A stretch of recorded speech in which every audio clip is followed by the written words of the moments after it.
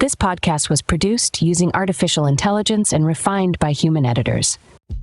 Hello, Wanderlusters, and welcome aboard this jolly, delightful escapade through the streets of London. I'm Lara. And I'm the notoriously tardy Luca, also known as Big Ben when I'm anything but punctual. Well, you've got the chimes down pat whenever you walk into a room, and we're your hosts for Travel with Lara and Luca, your go-to audio guide for everything London. From its iconic skyline peppered with history to the hidden alleys where the city's secrets are whispered, today's episode is a verbal tapestry of this magnificent metropolis. And we'll ensure you won't just hear the impersonal clatter of tourist footsteps, but also the heartbeat of London with all the quirks and charms that we've discovered. Speaking of quirks, Lara, did you know that back in the day, you could actually pay your way into the zoo with a cat or a dog, which could be fed to the lions? Not the kind of ticket exchange you'd expect. Poor Fluffy. And speaking of exchanges, it's time for you, dear listeners, to exchange your current surroundings for the bustling city of London with us. So ensure your seatbelt is fastened. These travels can get bumpy with laughter. Now, don't go expecting a dry recitation of facts and figures. Oh no, we're not the tour guides with clipboards and fluorescent jackets. Well, Luca did try out the look once, but he got mistaken for a lost construction worker. That's true. But bright colors aside, today's episode will paint London in all its glory. We've got your must-see places like Big Ben and Westminster Abbey. We'll dig into mouth-watering musings about the city's finest grub, and we'll share the kind of peculiar tidbits only London can flaunt. We've also got the scoop on venues that don't make it into your average guidebook, but are absolutely worthy of your itinerary if you want to travel like a true Londoner. And this is coming from two self-professed London connoisseurs who've seen it all, from the pomp and ceremony of Buckingham Palace to the questionable decisions made after a night in Soho. Oh, hold on to that thought for a potential episode on London nightlife. That's a whole different journey. But for today, let's dive headfirst into the city famed for its fog, rain, and surprisingly an unwavering addiction to tea. Yes, let's set the scene for you. Imagine the persistent drizzle, the faint smell of roasting chestnuts, and the sound of red double-decker buses splashing through puddles. This is London in its essence, a city that's as charmingly chaotic as it is steeped in grandeur and history. Luca, did you just come up with that on the fly? That was quite poetic. What can I say? London inspires me. It could be the home of Shakespeare, after all. Indeed, and while we're not penning any sonnets today, our banter might just be music to your ears as we decode the very best of London. Expect a mix of Monty Python's wit with a touch of Larry David's curmudgeonly charm. Ah, Lara, only you could turn our podcast into a sitcom episode. Folks, it's not all laughs. We've got travel tips that'll save you time, money, and maybe even save you from missing that last Jubilee line train. Absolutely, because there's nothing quite like standing alone on the platform, realizing you'll have to face the night buses. Shall we start our jaunt with the legendary landmarks, such as the clock that's been giving me a bad name? Indeed. Let's give the listeners what they came for. Folks, everyone knows about Big Ben, standing tall and proud, connected to the Houses of Parliament. It's one of the most photographed sites in the city. But did you know that the tower is not actually called Big Ben? That's the nickname for the Great Bell inside. Always stealing my lines, Luca. But yes, you're absolutely right. The tower itself is called Elizabeth Tower, and I won't lie, I feel a strong connection every time I pass by. Should have been called Lara Tower if you ask me. Well, you do have a tendency to stand tall and chime in all the time, so I can see the resemblance. Oh, very droll. But listeners, we will droll on about these historical giants in a way that textbooks and travel guides often miss. Because, let's be honest, nobody wants to be told when something was built. They want to know why it makes Londoners chuckle, grimace, or roll their eyes. On that revealing note, we should take a moment to rev our engines for the journey ahead. Strap in as we return from this brief musical interlude to dive deep into the Tower of London, where whispered secrets outnumber tourists. And ravens.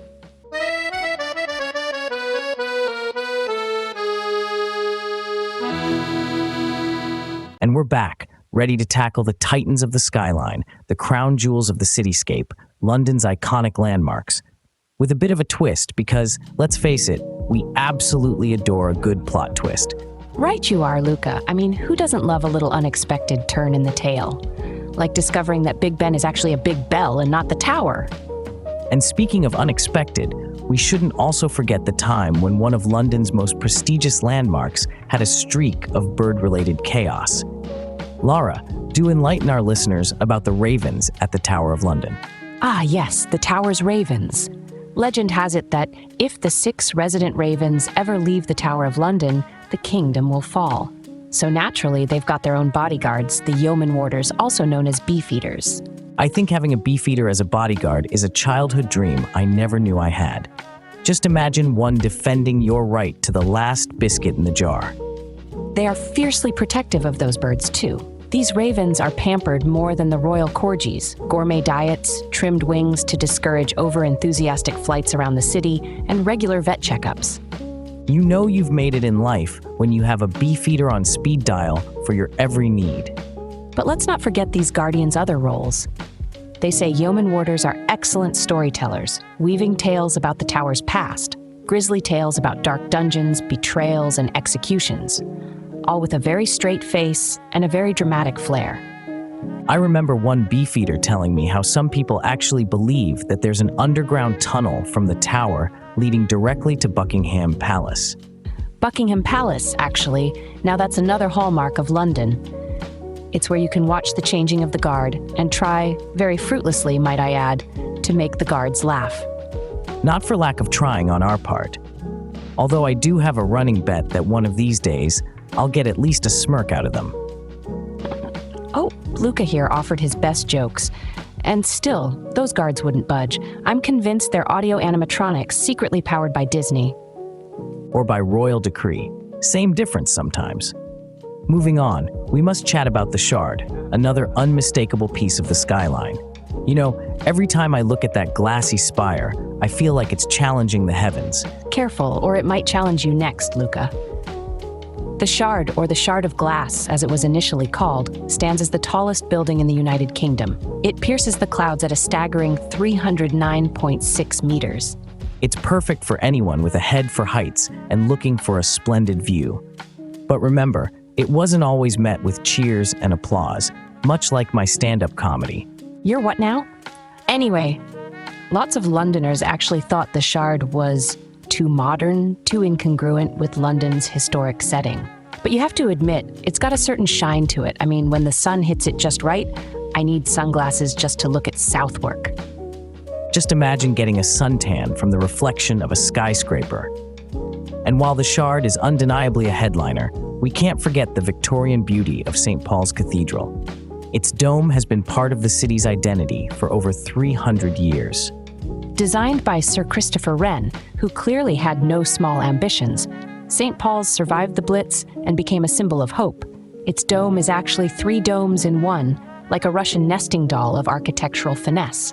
And for those who love a good flight of stairs, you can climb to the Whispering Gallery inside the dome, where a whisper on one side can be heard clearly on the opposite side due to the peculiar acoustics. Perfect for trading secrets or, telling your travel companion they have a bit of chocolate on their chin.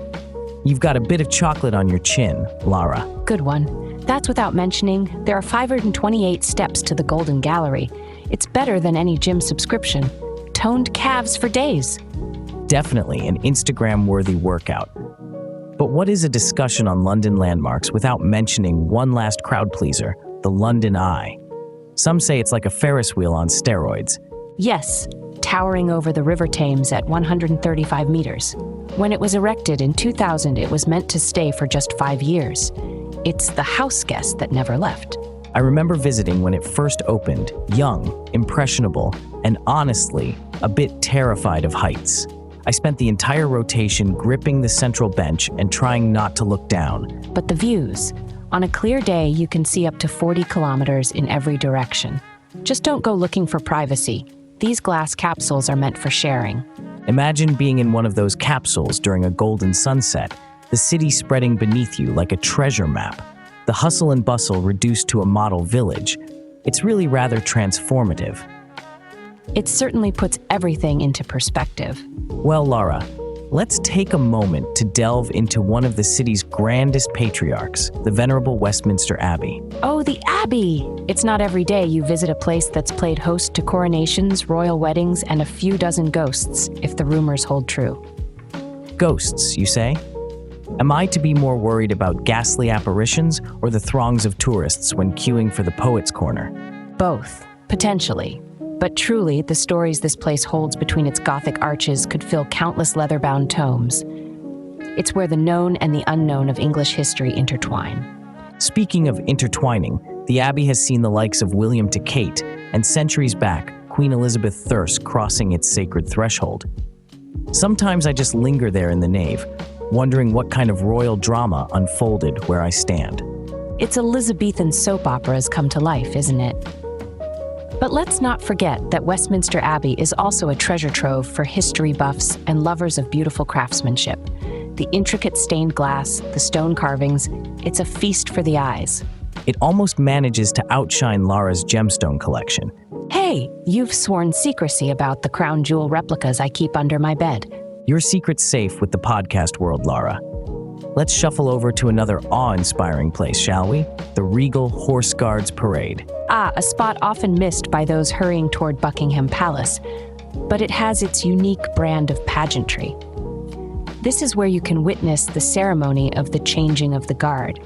But did you know you can also see the daily inspection of the household cavalry here? Indeed, it's like a military fashion show, only the models are horses and they actually pay attention to orders. Unlike fashion models, they are not quite as finicky about where they step. A bit of equestrian elegance amid the London hustle.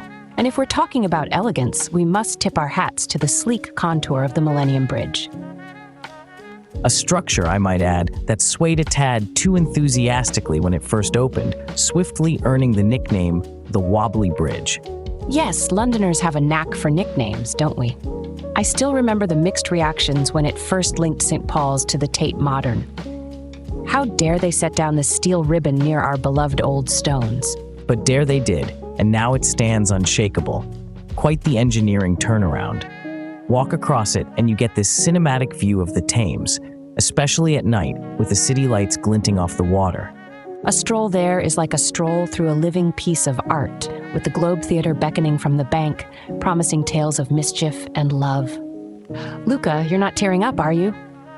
I just have something in my eye, Lara. It's sheer beauty, I tell you. But enough about bridges and beauty. We must not neglect the London Underground, the subterranean lifeline of the city. A lifeline that often has a pulse of frustration, maybe? As one of the oldest metro systems in the world, the Tube has a very special place in all commuters' hearts, and it's not always a place of fondness. True. It's often where budding romances squish a little too close for comfort, and where friendships are tested in rush hour intensity. But there's nothing quite like hopping on the Piccadilly line and popping out like a mole at Leicester Square, ready for a night on the town. From subterranean escapades to skyward encounters, we've covered much ground today. These landmarks might be the show ponies of any London visit, but they're stories, those you sometimes need to listen for in the whispers of corridors and cobblestones, make them truly iconic. Well said, Lara. Well said. And as we wrap this segment up, our listeners might be feeling a bit peckish after all this landmark gallivanting. Which is why next up, we're talking about London on a plate. From classics like bangers and mash to fusion flavors that are taking the city by storm. We've eaten our way across this city to bring you the best and most bizarre bites London has to offer. The Bizarre Bites of London. Now that's a podcast spin-off I'd subscribe to. Stick around for more travel tales and good old chit-chat as Travel with Lara and Luca continues.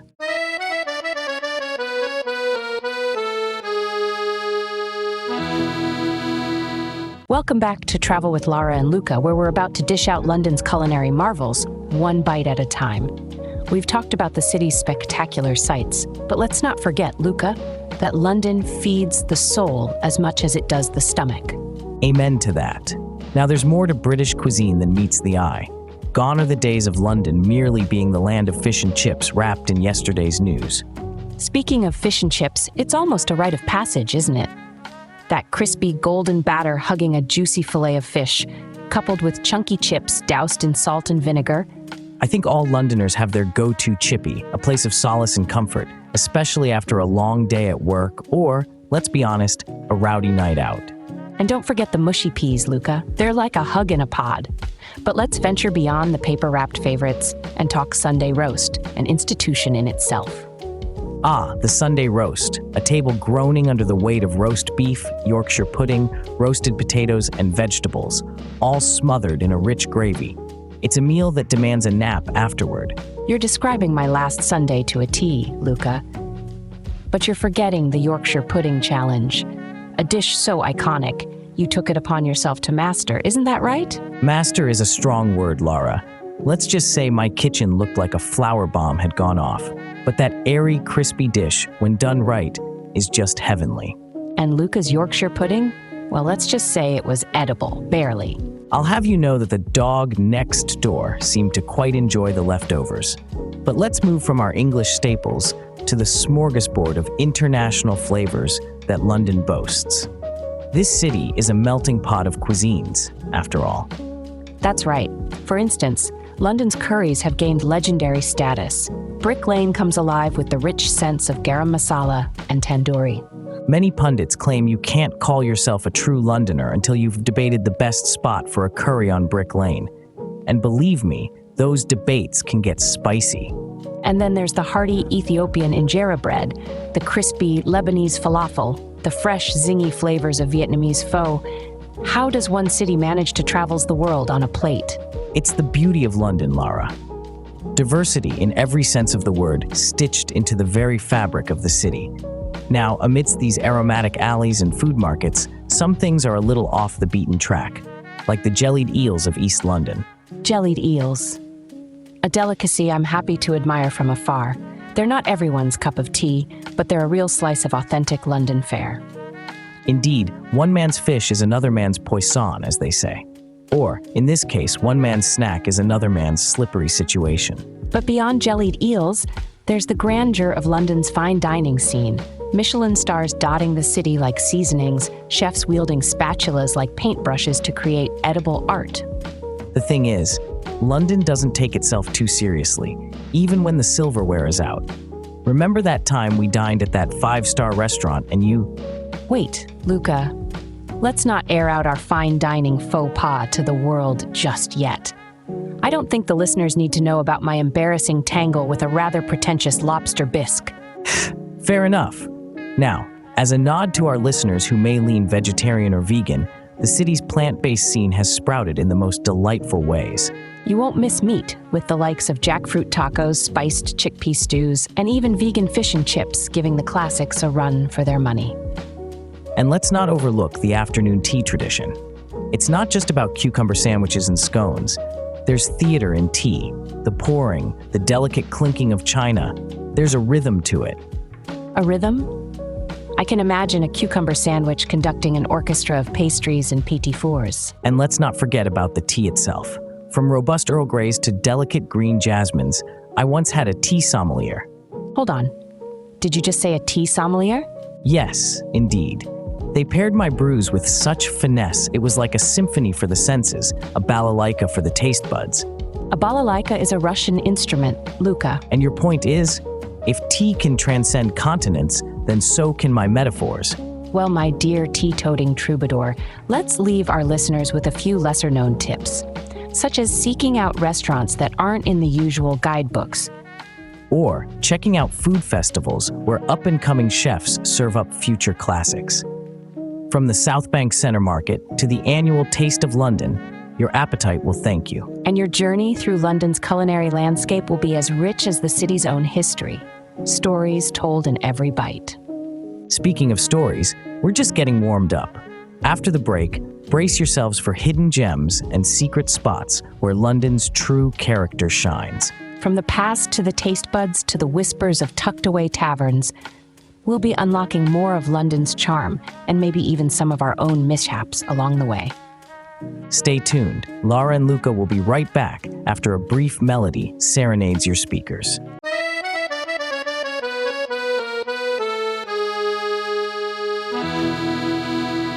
Welcome back to Travel with Lara and Luca. Dear listeners, if you've ever wandered off the beaten path in London, you'll know that the city is a lattice of the unexpected. We've roamed through the culinary labyrinths, and now it's time to divulge the secrets weaved into the city's fabric. This is London's Labyrinthine layer, a level not found on tourist maps. Indeed. You may think you know London, but the city holds its cards close to its chest. Take, for example, the many secret gardens tucked away behind wrought iron gates and ancient facades. Oh, the delight of finding yourself ensconced in greenery amid the concrete jungle. Cities are stories set in stone, and gardens like St. Dunstan in the East are like finding secret paragraphs. St. Dunstan in the East, what a tale that one tells. With its walls partly crumbled, vines trailing over Gothic windows, there's an air of a lost era waiting to be rediscovered. It's a pastoral painting in the heart of the financial district. And speaking of rediscovery, have you ever doubt yourself in a speakeasy? They're like parentheses in the city's dialogue. You step in, and the sentence pauses. That's quite poetic, Lara. But yes, slipping through an unmarked door or descending a nondescript staircase to find yourself in a cocktail haven is nothing short of alchemy. There's something about a bartender in suspenders and a vest, using tools you'd think belong in a chemist's shop, that adds an allure to these underground hideouts. And the cocktails, they'll take you on a trip through time and space. You might start in a Prohibition-era joint and end up climate-confused in a tiki-themed grotto. I do recall a certain someone, no names, Luca, getting rather too cozy with a Mai Tai underneath a stuffed parrot last time we went speakeasy spelunking. One must always befriend the local wildlife, Lara, even if it's taxidermied and hanging from the rafters. But enough about my bird friend. Our next secret is about art in unexpected places. Art is the city's pulse in paint and pixel. There are galleries galore, but then there are art spaces clandestine in nature, alleyways turned into canvases, empty rooms serving as galleries. You stumble upon them when least expected, like that time we found a one-night-only gallery in a repurposed parking garage. The rawness of the setting made the art scream even louder. It's like the brushstrokes float out onto the streets, and we happen to walk right into them. London keeps its art close, but its guerrilla exhibitions closer. Street art has certainly had its moment, or rather, an era in areas like Shoreditch. But there are pockets all around, candid spots where color clashes with brick, a visual feast for free-spirited souls. While on the subject of free-spirited souls, we mustn't gloss over London's markets, from the antique alcoves of Portobello to the bohemia of Camden. Oh, Camden Market is like wandering through a cabinet of curiosities. Each stall, another drawer filled with the unique, the quirky, the handmade. The aroma of street food drifting from the lock intertwines with the metallic riffs from guitar strings at the stables, where punk rock meets horse history. And speaking of history, we have to touch on London's penchant for playful linguistics. It's more than just the Queen's English. It's an ode to the masses, a nod to Cockney rhyming slang.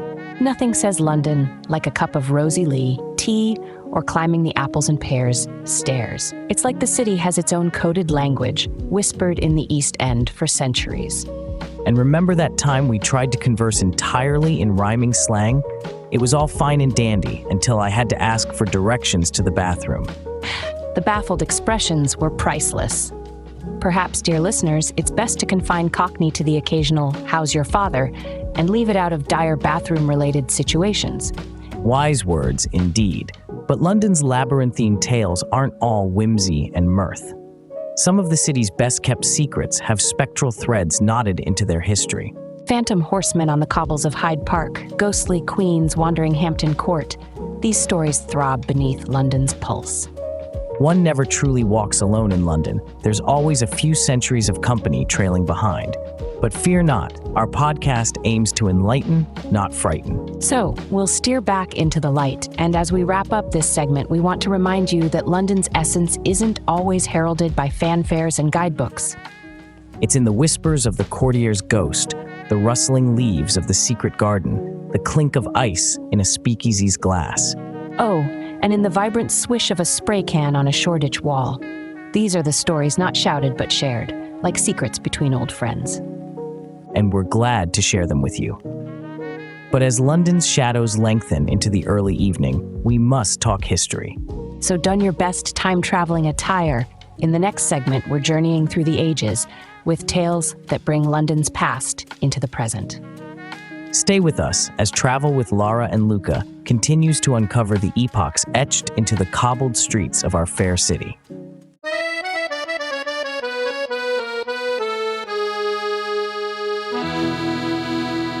Time waits for no one, but in London, history pauses for a moment to tell you its tales. Welcome back to Travel with Lara and Luca. We've unraveled the secrets of modern-day London. So now let's rewind the clock, shall we? Time travelers, grab your pocket watches and pith helmets. We're delving deep into London's storied annals, where every cobblestone has witnessed 1,000 footsteps and 100 carriage wheels. London is a palimpsest of the past, and each entity has countless anecdotes to whisper into the ears of those who listen, like the Roman roots of London Wall, remnants of which stand defiant against the march of millennia. To think these walls once protected Londinium, a bustling mercantile hub that bore witness to emperors and plagues, to prosperity and downfall. From Londinium to the London of Shakespeare, where the original Globe Theatre stood proudly on the South Bank, only to meet its fate in flames. Fire seems to be a recurring character in London's past, with the Great Fire of London reshaping the city like molten wax in 1666. The tragedy of treacle burning on Pudding Lane. Imagine, the city at the mercy of a stray spark, and now the only fire we have to worry about is the fire eater outside of Covent Garden. Oh, Covent Garden, a place of operatic echoes and barrow boy bargains. Once a fruit and veg market, now an aria-adjacent haven of culture and commerce. But let's leap forward to the industrial age, regaling tales of Victorian London. Railways snaking into the newly built stations, the steam of progress clouding vision and ventures. It was also an era of stark contrasts, of Dickensian delight and darkness, where the workhouses loomed as large in the collective consciousness as the gilded halls of grand balls. Fast forward to the 20th century when London faced the Blitzkrieg. Our city, quite literally ablaze, became a symbol of the indomitable British spirit. And we rebuilt, Luca. Londoners forged a new skyline from the ashes of old, with the silver spire of the Shard reaching for the future. Amidst it all, the Tower Bridge stands as a testament to London's enduring heart. Completed in 1894, it's a Gothic marvel that's half drawbridge, half castle, all magic. And magic indeed when at night, it's bathed in light, like a beacon for all those weary time travelers or late-night revelers. Speaking of whom, we must dip a toe into the more salacious side of London's yesteryears. Henry VIII and his matrimonial escapades, a royal saga like no other. Henry's love life put all modern-day soap operas to shame. 6 wives, a national church upended, and all for an heir. Talk about family drama. And to think, no one batted an eye at Henry's dating profile. Enjoys jousting, tapestries, and annulments. Dislikes the Pope waiting and wearing the same codpiece twice. Only you, Luca, could turn Tudor turmoil into a stand-up routine. But let's not forget the flip side of that royal coin, Elizabeth I, the Virgin Queen. A queen who defied the most patriarchal of expectations and led with an iron fist. Her reign was the epitome of poise. While the Spanish Armada loomed, she was busy launching the Elizabethan age. A legendary monarch for a legendary city. From theaters to thrones, London's history is a rich tapestry of the grand and the gritty. And imagine the countless everyday stories lost in the thrum of centuries, like whispers carried away by the Thames. Let's not forget the Thames, which sliced through London like a watery spine, ferrying goods and gossip from one bank to the other. But that's the beauty of history. It's not just in the earth-shattering events, but also in the murmurs of milkmaids, the clattering of blacksmiths, the patter of pickpockets. Pickpockets, Luca? Well, some things never change. Today's pickpockets are just after your mobile phone rather than your pocket watch. Too true. And talking about change, consider the transformation of the Docklands. Once the world's largest port, it's now a sleek finance and business hub. Canary Wharf, with its glass monoliths and metropolitan energy, stands on the shoulders of the old docks where spices, silk, and sundry were hauled ashore. History teaches us one thing above all else. London is a living, breathing entity, always evolving, but forever steeped in the tales of yesterday. It's why each walk down a winding lane, each glance at a gargoyled facade, each step across a creaky floorboard feels like time travel. Our chat today was but a smattering of chronological tales. Still, in this city, every day has the potential to be a history lesson if you're willing to listen. That's true, Luca. Historical whispers line every street, and it's our job as curious explorers to uncover them, one whimsical anecdote at a time. And with that, we must bid adieu to our history segment. When we return, we'll be shedding some light on essential travel tips to navigate London with the least fuss and most fun. Stay with us as we continue our journey through the heart of the city. And remember, your history lesson doesn't require dusty books, just good walking shoes and a keen ear.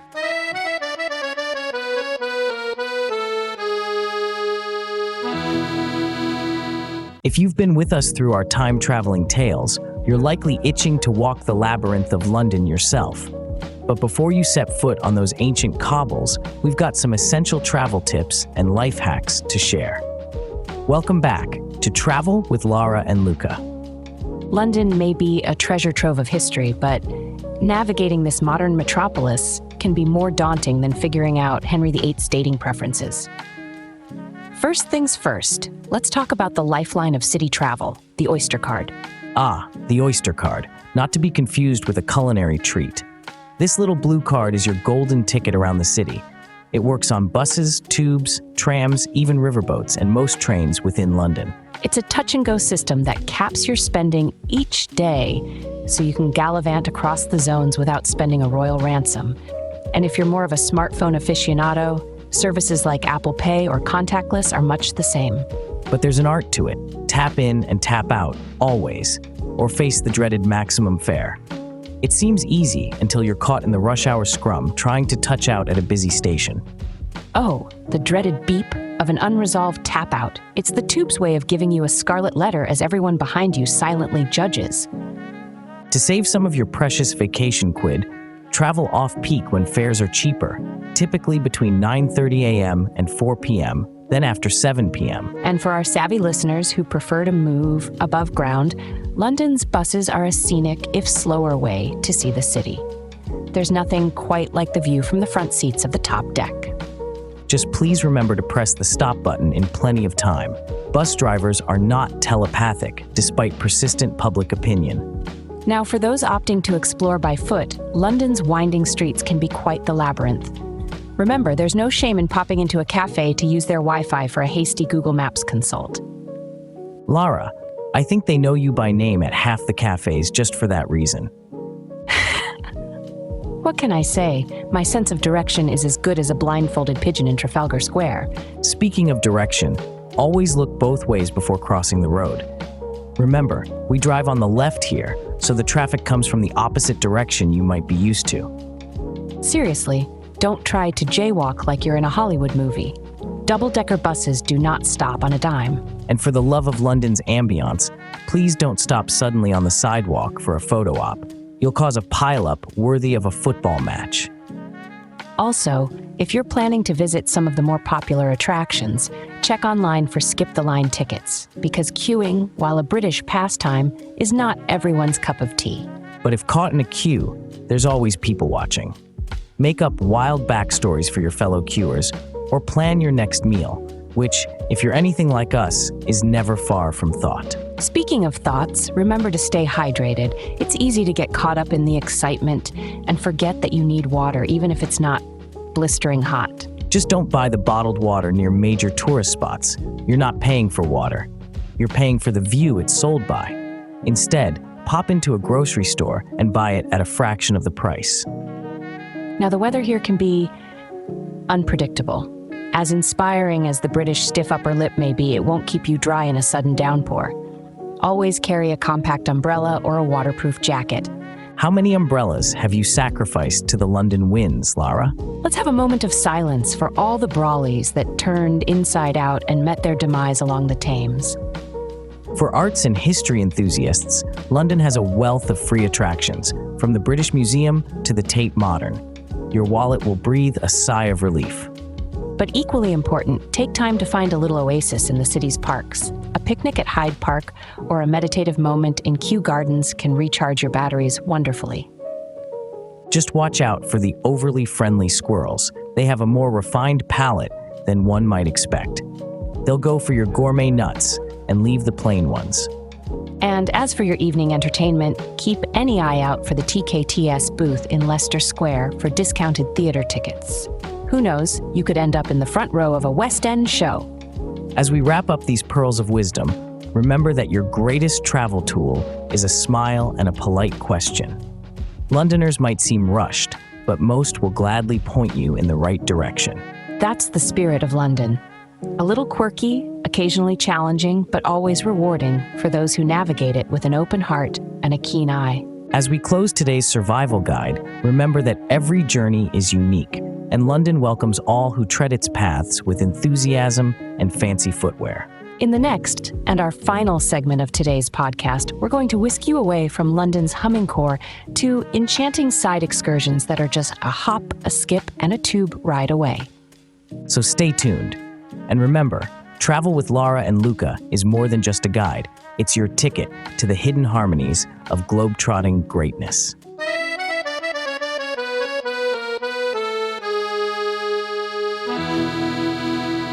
Welcome back, our gallivanting companions. After traversing London's vast historical landscapes and acquiring savvy city trotter tips, it's time we venture a tad beyond, to the scenic outskirts and picturesque day trips. That's right. As much as London is the heart that pumps life across England, there are a few veins that lead to some rather splendid spots worth exploring. Let's start with the classic, the royal, the ever-so-splendid Windsor. A short train ride and you swap city skyscrapers for castle turrets. Ah, Windsor Castle, an abode of royalty for over a millennium. With its opulent state apartments and the historic St. George's Chapel, it commandeers awe as effortlessly as it does the skyline. Plus, Windsor is quaint as can be. Little shops, charming tea rooms. Now, if castles aren't enough to whet your royal appetite, how about a studio tour? Not just any studio, though. The Warner Bros. Studio Tour, the making of Harry Potter. I solemnly swear it's every bit as magical as you hope. You can peer into the Great Hall, wander down Diagon Alley, and even sample some butterbeer. Though opinions on its taste are as varied as Bertie Bott's every flavor beans. A spot of butterbeer in Hogsmeade, well, the Warner Bros. Version anyway, certainly is a treat.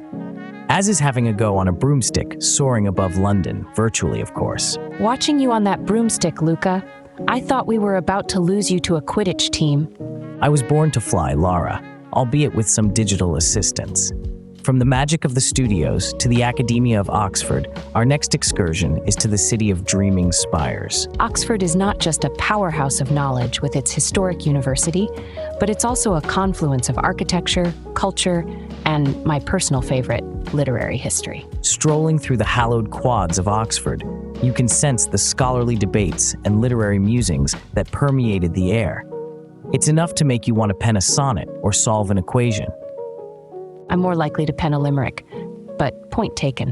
And the Bodleian Library, hearts be still, bibliophiles. It's a sanctuary of tomes that makes you whisper involuntarily. One must show reverence for the written word, after all. Indeed. But let's turn the volume back up, because we can't talk day trips without mentioning the seaside escapade that is Brighton. Ah, Brighton, with its iconic pavilion and pebbled beach, a bohemian rhapsody set against the backdrop of crashing waves. Don't forget the pier, with its old-time amusements and nostalgic air.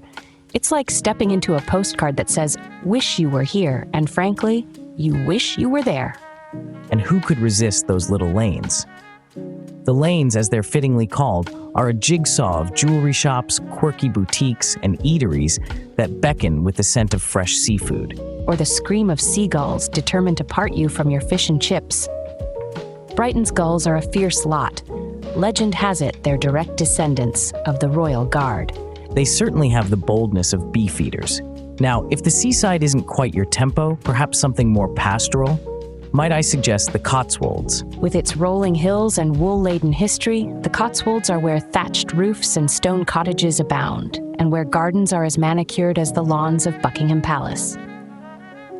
It's the sort of place you wander into a village fete and end up involved in a jam judging contest, or find yourself in a lovely spot of bother attempting to clamber over a stile. I can see the headlines. city slickers stumped by style. But whether scaling rural fences or delving into England's lore, these side excursions are the perfect complement to a London adventure. And they're accessible, whether by train, by coach, or various misadventures in left-side driving. Whatever your chosen conveyance, the magic lies in breaking away from the expected to find gems glistening in the English countrysides and coastlines. Glistening like the sea at Dover or the green in Kent. We've covered castles to coastlines, studios to spires. This country is as diverse as the heart of London itself. You can stand at the crossroads of ancient and modern, touch stones older than memory, and then pop back to London, just in time for a spot of tea. Or a pint, depending on the journey. However, we aren't quite done with you yet. When we return, we'll be offering up a final reflection and some last words from our meandering odyssey through the streets of London and the beaten paths a bit beyond. The city's heartbeat is one we share, and we still have a few beats left to go. So don't wander off. Travel with Lara and Luca will return shortly after this brief interlude.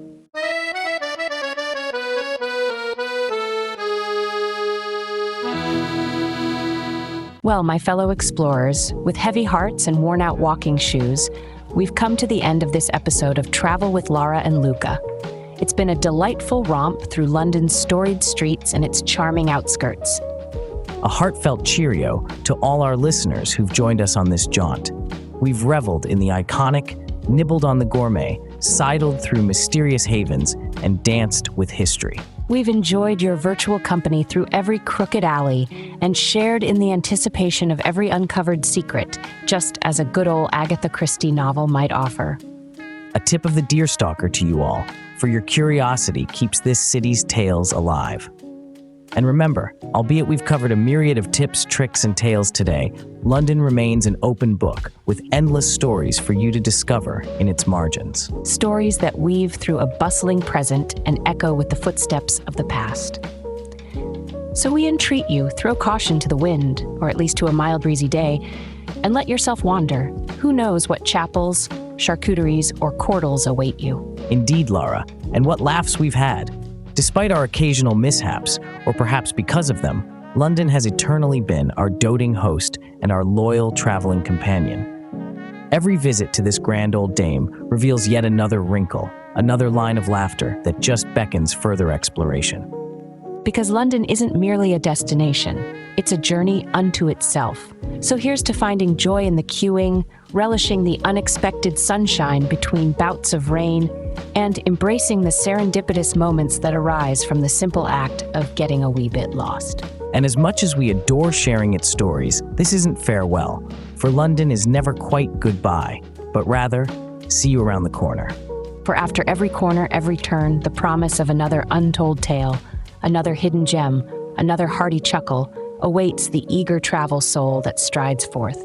So until we meet again, we leave you with the essence of London, a city of resilient beauty and irrepressible spirit, a sprawling theater where the performance of life never ceases. Let the echo of our voices be a gentle reminder that when you next tread on London's streets, you walk upon the canvas of history, and every step is a stroke of your own story.